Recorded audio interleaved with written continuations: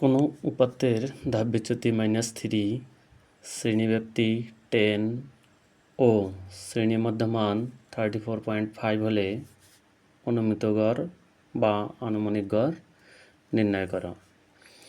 আমাদের প্রথমে লিখতে হবে দেওয়া আছে ধাপবিচ্যুতি ইউআই সমান -3, শ্রেণীব্যাপ্তি h 10, শ্রেণীমধ্য মান xi 34.5, অনুমিত গড় a হোয়াট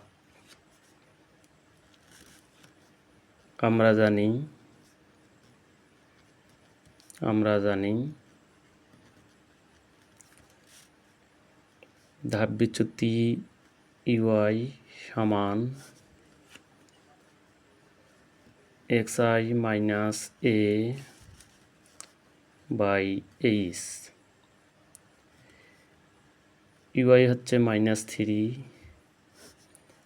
xi হচ্ছে 34.5 মাইনাস a, শ্রেণীব্যাপ্তি h হচ্ছে 10 বা 10 ভাগ আছে -3 সাথে গুণ হবে, তাহলে -30, 34.5 মাইনাস a, বা এই মাইনাস এদিকে আসলে প্লাস 34.5, এই মাইনাস যদি সমান পার হয়ে প্লাস সমান 5